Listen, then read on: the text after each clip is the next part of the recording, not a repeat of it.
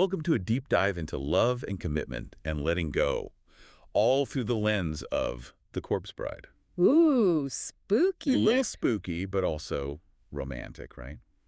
And we're using tarot as our guide today. Okay, I like where this is Oh going. yeah, it's going to be good. So get ready to uncover some seriously interesting insights into your love life. Because that's what we're talking about, love and relationships. You know, it's fascinating how a story like The Corpse Bride can act as this kind of mirror for our own relationships. Right. We're going beyond simple predictions here. This is about recognizing patterns, right? And making conscious choices about the kind of love we want to build. Okay, I love that. So for anyone new to the tarot game, Yeah, break it down. think of it like this.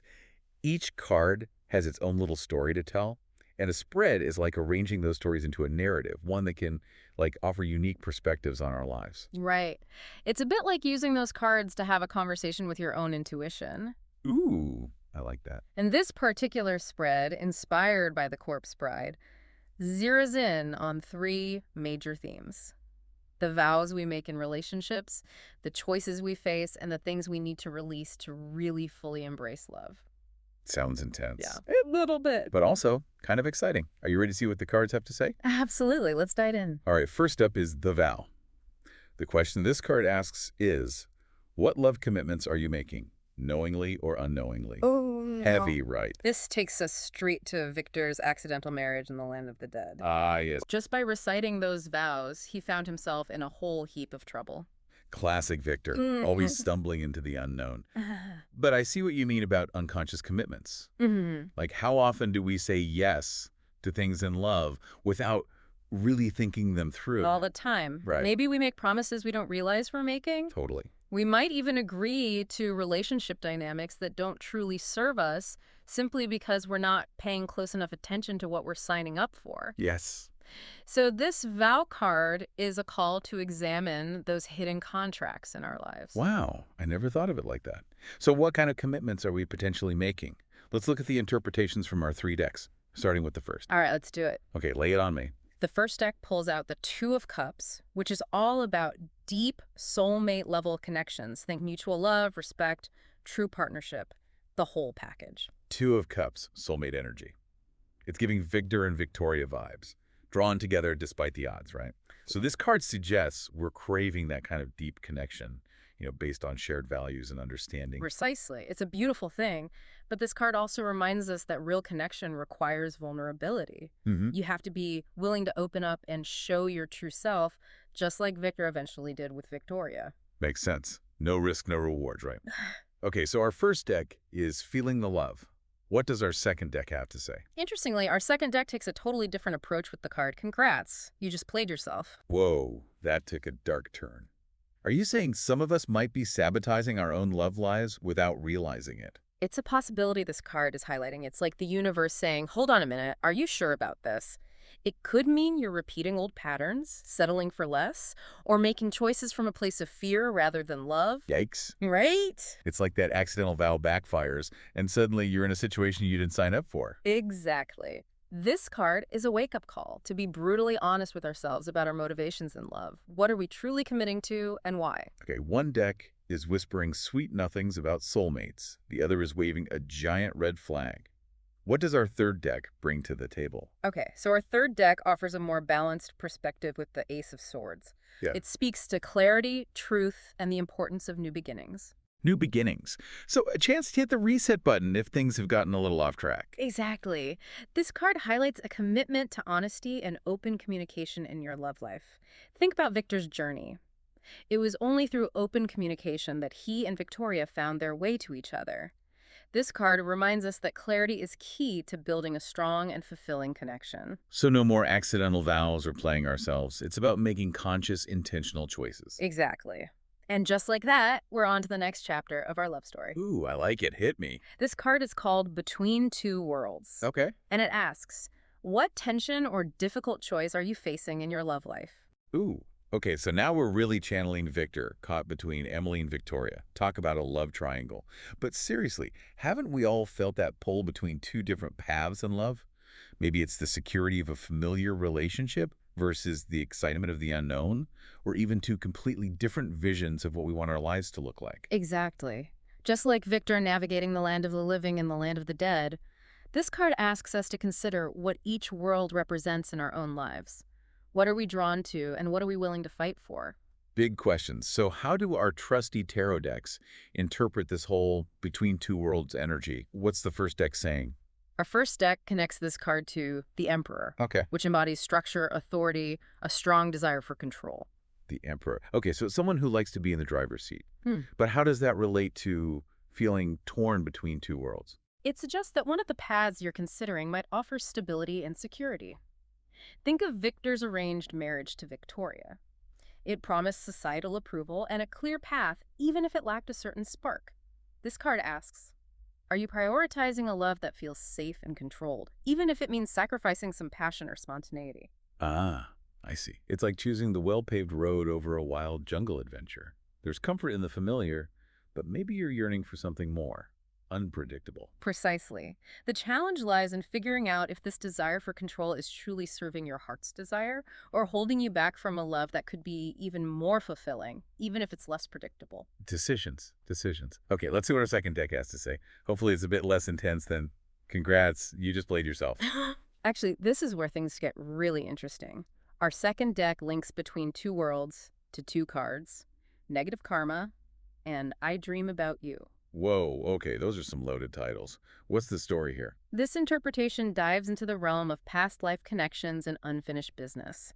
It's like your current love life is tangled up in soul contracts and karmic lessons from another lifetime. Okay, I'm officially intrigued and maybe a little scared. So are you saying some relationships are destined to be complicated because of past life drama? This deck suggests it's a possibility. The negative karma card hints that one of the paths you're considering might be steeped in unresolved issues from the past. It's like you're meant to confront old patterns and break free from cycles that no longer serve you. Wow, so it's not just this life we have to worry about. There are past life shenanigans influencing our love lives too. Talk about pressure. Hmm. But what about the I Dream About You card? Is there a light at the end of this karmic tunnel?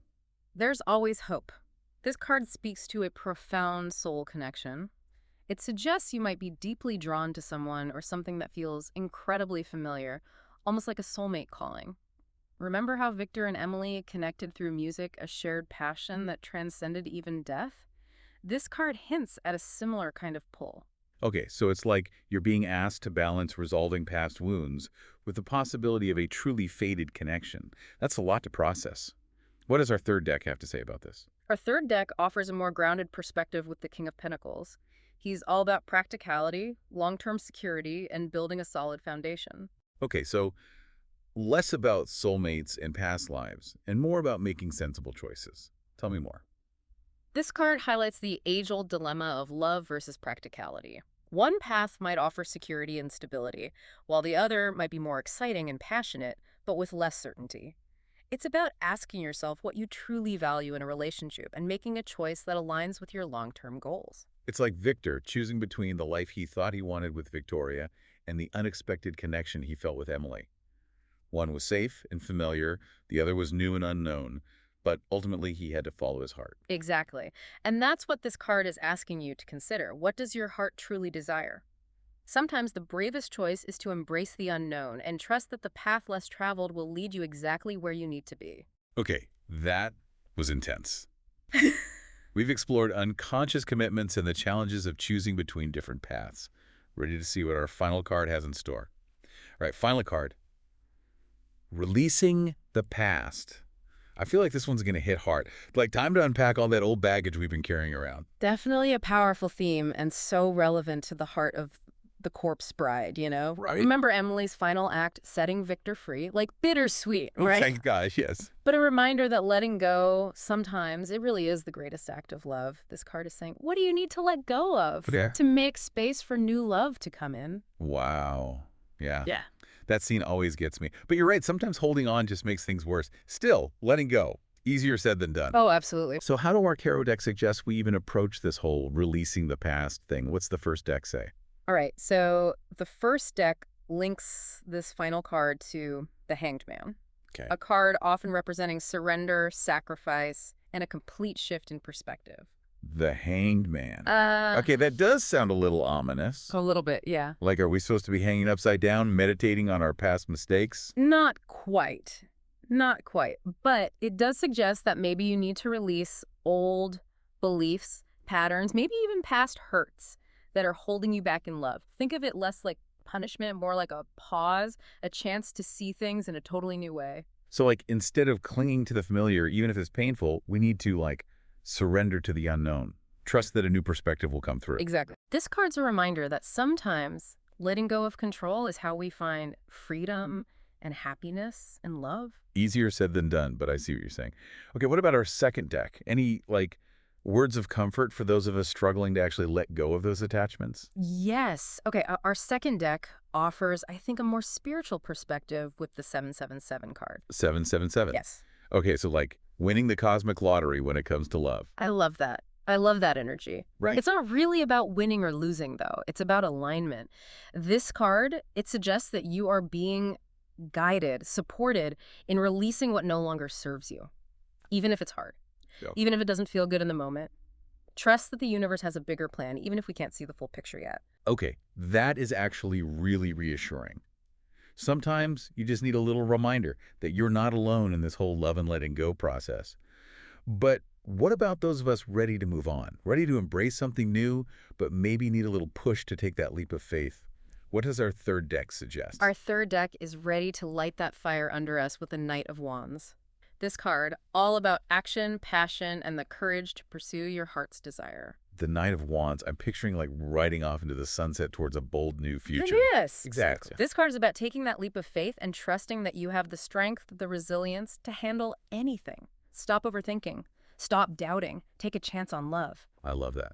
So we've explored the commitments we make, the choices we face, and the importance of letting go, all through the spookily romantic lens of The Corpse Bride. We laughed, we cried, we questioned everything we thought we knew about love.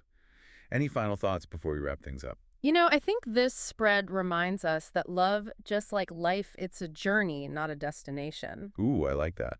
Embrace the detours, embrace those messy moments, and definitely the lessons we learn along the way. And never, ever underestimate the power of choosing yourself and creating a love story that's uniquely yours. Beautifully said. Big thanks to you. This has been so insightful.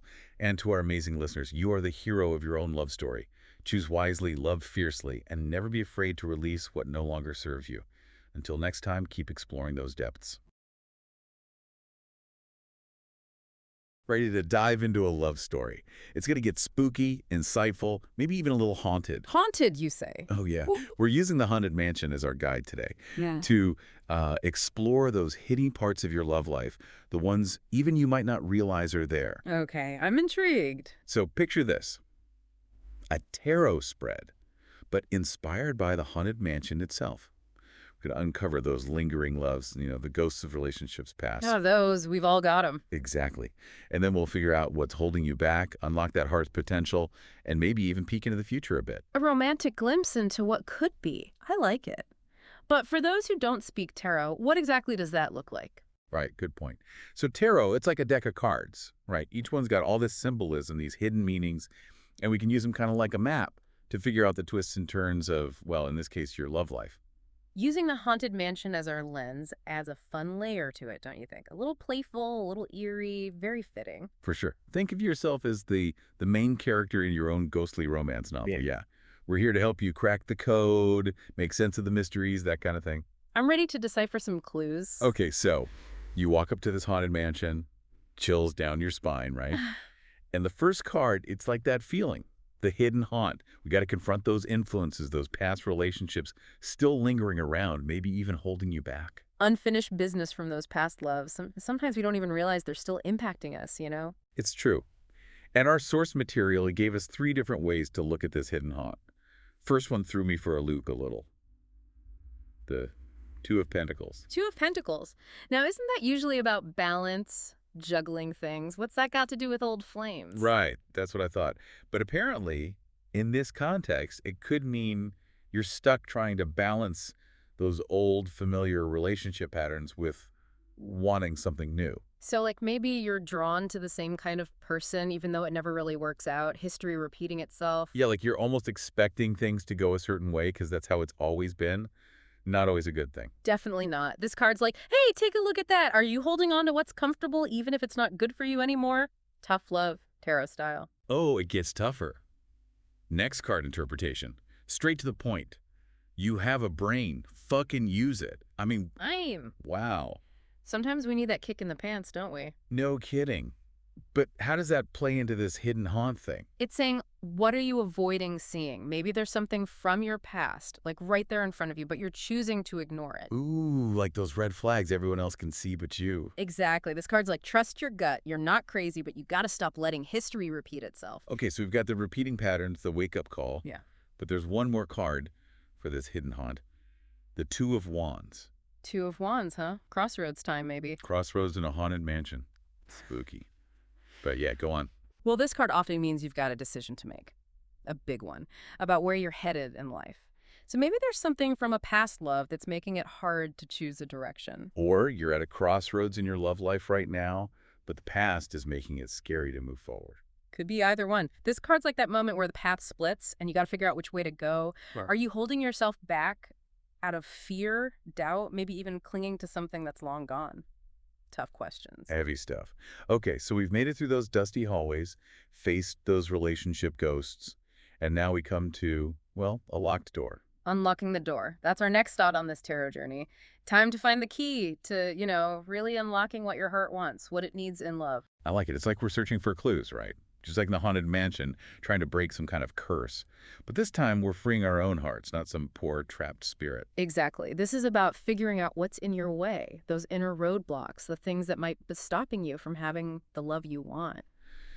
So what's behind door number one, or card number one in this case? First up, and this was a doozy, the Ten of Swords. Now, I know a little about tarot, and this card, it's usually not a walk in the park. Ten of Swords, yeah, that one hits hard. It's about pain, betrayal, those endings that just leave you feeling totally wrecked. And sometimes that's the thing that blocks us the most from finding new love, the stuff we haven't dealt with yet. It's like in those scary movies when you realize, oh, these ghosts, they're not just here to play pranks, they're actually hurting. We can be like those ghosts, carrying around old pain. That's a powerful way to put it. We become trapped by it. This card's a wake-up call, though. The Ten of Swords is like, hello, acknowledge the wounds. If you don't, they're going to keep messing things up for you. So what do we do about it? How do we even start to unlock that door when it feels like, well, our ex left the door bolted shut from the outside? It's hard, but you got to start by just admitting it hurts. Let yourself grieve those old relationships, the losses. Therapy can help, so can talking it out with someone you trust, someone who gets it. It's about processing those emotions so they don't have so much power anymore. That makes sense. Okay, so the Ten of Swords was rough, not going to lie. But thankfully, the next card for this unlocking the door position lightens the mood. Get ready for this. You are amazing, and positive karma. I mean, talk about a 180. Isn't it great? Sometimes we need to hear that, right? Because sometimes the biggest obstacle is us. Not some ex, not some fear, but our own brains telling us we're not good enough, that we don't deserve love. Talk about self-sabotage. Tell me about it. It's like we're standing right there, key in hand, but we're too scared to turn it. We don't believe anything good is on the other side of that door. And that's where these little messages, these affirmations, they're so powerful. They remind us, hey, you're worthy of love just as you are. No need to change, no need to be perfect.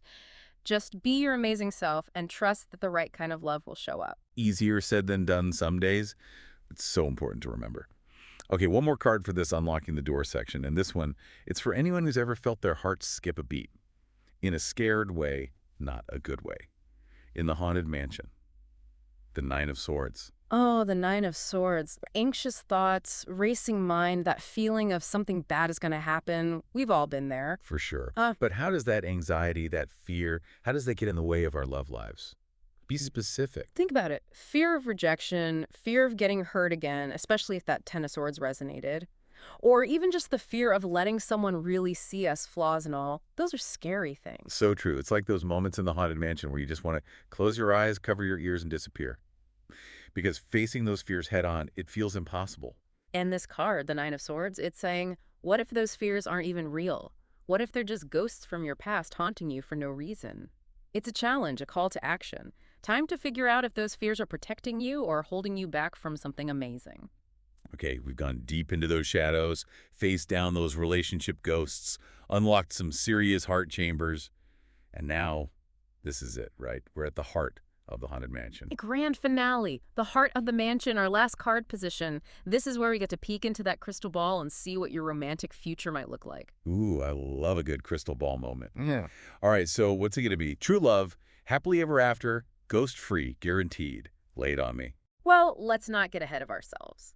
Remember, the future is never set in stone. But our source material does give us a few possibilities. And the first card for this position, it's interesting, the Hierophant. The Hierophant. That doesn't exactly scream Haunted Mansion romance, does it? Maybe not at first glance, but think about it. The Haunted Mansion, it's all about history, tradition, those echoes of the past. And the Hierophant, it has that same vibe, structure, tradition, a search for something deeper, something meaningful. It's like those ghosts, right? They're looking for meaning, for connection, even after all this time. Okay, so how does that translate to our love lives? What's the Hierophant trying to tell us about our futures? Well, it could mean finding a love that's built on shared values, a deep understanding, mutual respect, a relationship that's grounded in something solid, something real. So less about that passionate whirlwind romance and more about a love that goes the distance. Exactly. A love that's built to last, a slow burn, a connection that just keeps getting stronger over time, the kind of ghost you actually want to stick around forever. Okay, I like the sound of that. But for those who are maybe looking for something a little less, I don't know, traditional, our source offered up another possibility. Take a break from the BS. Short, sweet, to the point. Sometimes that's all you need to hear, isn't it? It really is. Like escaping the Haunted Mansion and realizing, hey, the real world isn't so bad after all. Right. This card is all about simplifying things, letting go of all the drama, the games people play, those unrealistic expectations. It's about approaching love with open eyes and an open heart, ready for a connection that feels authentic and, well, easy. Like finally finding a love that feels like a breath of fresh air. Sign me up for that. Right. No more haunted houses, just a safe haven, a place to be yourself, completely and totally. It's about finding a love that feels like coming home. Speaking of coming home, our final card, the last stock on this Haunted Mansion Tour of the Heart, it's a good one. The Six of Cups. And I don't know about you, but this card always makes me think of nostalgia, of happy memories. It's that feeling of rediscovering a box of childhood treasures, isn't it? Full of innocence and wonder. Yes, like finding a secret room in the Haunted Mansion, but instead of scary, it's full of these sweet, happy reminders of childhood, the way love used to feel before we got bogged down by all the, well, the stuff life throws at you. Exactly. And while we can't go back in time, as much as we might want to sometimes, this card is saying, hey, you can still have that joy, that playfulness, that pure connection. It's still within reach. It's like a little reminder that love, at its core, it should be fun. It should be about connection, about sharing those moments of joy and wonder with someone special. Couldn't have said it better myself. And whether your future holds a traditional kind of love, a break from all the drama, or a return to that pure, joyful connection, the most important thing is to go after it with an open heart. Be brave, be vulnerable, and don't be afraid to be surprised by what you find. Love that. So as we say goodbye to this spooky mansion and step back into the real world, remember, Yeah. trust your instincts, don't settle for anything less than what you deserve, and never ever give up on the power of love. Until next time, happy haunting. All right, all you witches and wizards looking for love, are you ready for a little magic? I'm ready. Are you ready? I am so ready. Let's do it. Okay, so in this deep dive, we're taking a page from the Sanderson Sisters spellbook and exploring a Hocus Pocus-inspired tarot spread. Ooh, I love this already. It's the perfect blend of spooky season and matters of the heart. Right. Because who doesn't love a little love magic this time of year? So think of this deep dive as our cauldron, and each card we unpack is like adding a mystical ingredient to help you manifest your most magical love life yet. Oh, I love that. And what better way to kick things off than with our first card, casting the spell? Okay, so picture this. The Sanderson sisters, fresh from their 300-year nap, bursting back to life and ready to, work their magic on Salem. Oh, I love them. It's that raw, unapologetic energy, the kind that just shakes things up, creates change. Exactly. So the question this card asks you is, what kind of energy are you, yourself, bringing into your own love life? I like that. What vibe are you putting out there? Are you approaching love with, excitement and an open heart? Or are you maybe a little more hesitant, a little more guarded? Yeah, are you holding back any of that Sanderson sister energy? Are we bringing a little mischief? A little bit of mischief. Okay, so depending on your deck, this card has a few different interpretations, and some of them are so interesting. One that I love is, are you ready for it? It's the 1,000 card. Ooh, 1,000. That's a powerful one, a clean slate. It is a clean slate. It is. Think of the Sanderson sisters waking up in a totally new world.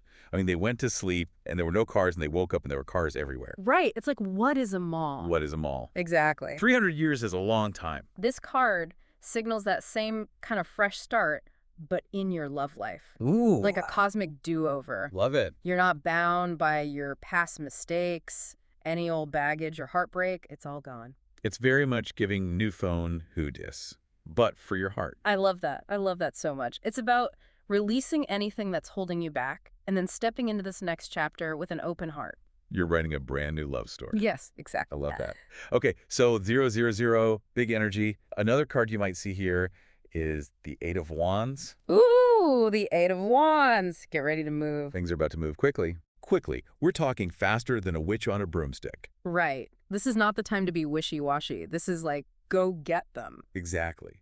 And think about how fast those Sanderson sisters ripped up that potion to make them fly. This card brings that same energy of swift action, exciting developments. It's all unfolding at a rapid pace. Buckle up. Buckle up, because things are about to get interesting. So exciting. So it could be a whirlwind romance. It could be that your current situationship suddenly heats up. It could be the relationship you're in just gets taken to a whole other level very quickly. Yes. Or even just a surge of passion and excitement in your existing relationship. Totally. The key is to stay grounded while you're embracing all this momentum, Yeah. right? Communicate clearly. Yes. Don't let any miscommunications turn your love life into a cauldron crash. Exactly. Yeah. Because that's not cute. It's not cute. Okay. Now, for all my people who love a good party, and I feel like that's all of us, right? The 3 of Cups might make an appearance. Ooh, yes. This is my favorite card in the whole deck. It's a good one. It's a great one. And it's very hocus pocus. It is very hocus pocus. Think about it.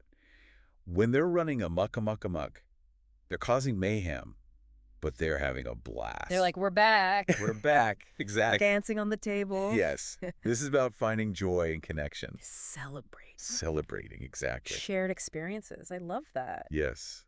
And it's a good reminder that love doesn't always have to be so serious. Sometimes it's just about letting loose a little. Exactly. Have a good time. Like the Sanderson sisters. Yes. So if you get this card, it's a sign from the universe to lighten up, embrace your playful side. Yes. And create opportunities for connection through shared joy. I love that. Wow. Okay, so we've tapped into our spellcasting energy. We know what we're bringing to the table, but every good potion needs a little something unexpected. Really. Well, absolutely. A little dash of destiny, maybe. A little chaos. The little chaos, for sure. And that, my friends, is where our next card comes in. The Black Flame Candle. Ah, yes. The candle that brought those sisters back. Talk about a plot twist. Talk about a recipe for some serious mayhem. Right, because remember when Max lights that candle, thinking it's just an old spooky legend? Little did he know he was about to unleash, well, you know. The Sanderson sisters. And the Sanderson sisters. follow. And maybe a little bit of fate. Ooh, fate. I like that. This card is all about those unexpected elements that can, like, resurface from our past and kind of nudge us in a new direction, whether we're ready for it or not. I love that. So the big question this card asks is, what love story from your past is coming back to light? Okay, what's coming back to light? Now, before you panic thinking it's your ex with a boombox over their head, it's not necessarily about people. Right. This is so much bigger than your ex, hopefully. So hopefully. Right. Yeah, It could be an unresolved issue. Totally. Or a forgotten lesson. Or even just a familiar feeling. Yes. That's resurfacing for a reason. For a reason, there's a purpose. Ooh, So- spooky. Right. Okay, I'm getting chills. One interpretation for this card that really stood out to me was, don't miss this chance. Ooh, don't miss this chance. I like that. It's like the universe is saying, hello, here's your moment. It's very carpe diem, but with a side of, like, cauldron smoke. Yes. A little more witchy. A little more witchy. Yes. Exactly. Exactly. So what is this chance urging you to embrace? Is it a rekindled connection with someone from your past? Or maybe it's finally, like, confronting those what-ifs that keep you up at night. Right. Those things that we just can't let go of. Yes. That keep us in that cycle. And maybe it's time to just let it all go. To just let it go. This card is about recognizing the significance of what's, like, bubbling up. Right.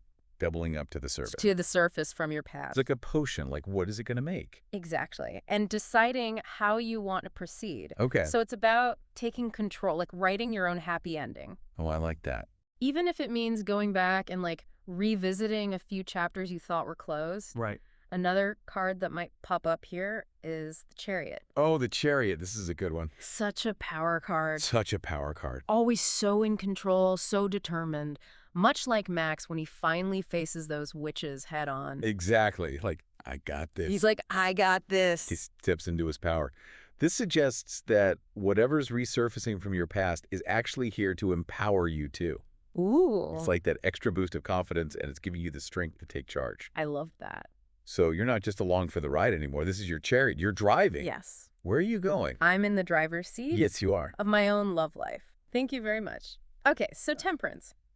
If Temperance shows up here, it feels very much like the calm after the Sanderson sisters' storm. Yes. It's like that moment when the sun starts to rise. Right. And they're like, oh, no. Like, uh-oh. Like, uh-oh. It's almost over. And party's over. Temperance is all about bringing that sense of harmony and equilibrium back to a situation, especially within yourself. It's like, everyone just chill for a second. Let's all just take a breath. Let's reassess. Yes. So in the context of this black flame candle where something's coming back from our past, Temperance is a good reminder. It is a good reminder to approach whatever this is Yeah. with a level head Yes. and an open heart. Don't go running back to your ex screaming, I love you. Yeah. Don't do that. But also don't be like, you're dead to me. Right. It's about finding that middle ground. There's always a middle ground. There's always a middle ground with temperance. I love that. Yeah. Okay. So we're bringing balance back into the picture. We're not making any rash decisions. No rash decisions. Okay. Good advice. But speaking of things that aren't rash, it's time for the final act of our little Hocus Pocus inspired love spell. The grand finale. The grand finale. This is the big one. This card is all about, you guessed it, the Spellbreaker. Ooh, breaking those spells. I like it. Right. It's that glorious moment when the sun rises Yes. and banishes those delightfully wicked sisters for good. It's a new day. It's a new day. A new dawn. It is a new dawn. So the question this card asks is, what needs to happen to break the spell? And this spell can be self-imposed, by the way. It doesn't have to be something external that's holding you back. What needs to happen to break the spell and finally find true connection? Ooh, good question. What needs to shift? Yes. What needs to shift to bring you closer to the love you deserve? Because sometimes we can't see the forest for the trees, right? Yeah. We need that illumination to see what's really blocking us. Exactly. What needs to change? Sometimes it's external, right? Oh, totally. It's like a dating rut, or maybe like just a pattern of attracting the same kind of person that's not good for you. Right, the same energy over and over again. But, and let's be honest, more often than not, the biggest blocks we have in our love lives are, wait for it, Ourselves? ourselves, our own worst enemies.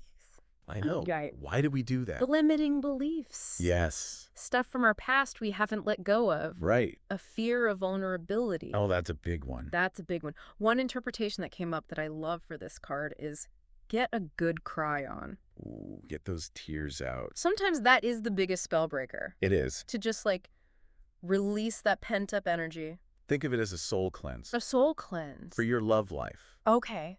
I love that. Right. Because we're holding on to so much, it's exhausting. Yeah. Let it go. Let it go. Let it go. Like that cauldron full of, I don't know, whatever's in there. Worms and stuff. Worms. Spiders. It's not serving you. Let it go. Release it. Create space for something new, for something magical. Okay. Knight of Cups is another card we might see here, and it's giving me all the hopeless romantic vibes. It is. It totally is. And this card's all about following your heart, even when it's scary. Ooh. Even when it means, like, putting yourself out there. Yeah. Being vulnerable. Big time vulnerability. Because it's just like the Knight of Cups is guided by their emotions. It's like, dive in. Be vulnerable. Be honest. Yes. Say what's on your heart. Yes, exactly. Yeah. And it might be hard at first, but the key is to trust that your heart will lead you in the right direction. I love that. Okay. Last card, and it's another powerful one. This is the Magician. What do we love about the Magician? I love this card so much. It's all about recognizing your power. Like, Yeah. you have a magic wand. What are you going to do with it? Ooh, I love that. Right. You have everything you need to create the love that you want. We're not waiting for it to fall in our laps. We're done waiting. We're done waiting. We're manifesting it. Yes. We're putting it out there. I love that. We are the magicians of our own love lives. We are. And it's about intention, right? What do you really want? Yeah. Because you're powerful enough to make it happen. I love that. So make it good. Yes. What a journey. This has been so fun. We explored the energy we're bringing to our love lives. We uncovered how the past is influencing our present. We even identified those spell breakers, those things that might be holding us back from that magical connection that we're looking for. And we got to hang out with the Sanderson sisters. We did, and they gave us some good advice. They were surprisingly good relationship gurus. I know.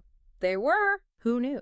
But that's the beauty of tarot, right? It helps us find those deeper meanings, and it helps us to make connections in the most unexpected places. Oh, absolutely. So as we close out this deep dive, just remember, you are the author of your own love story. You have the power to cast spells. You have the power to break free from limiting beliefs. And you have the power to create a love as magical and unique as you are.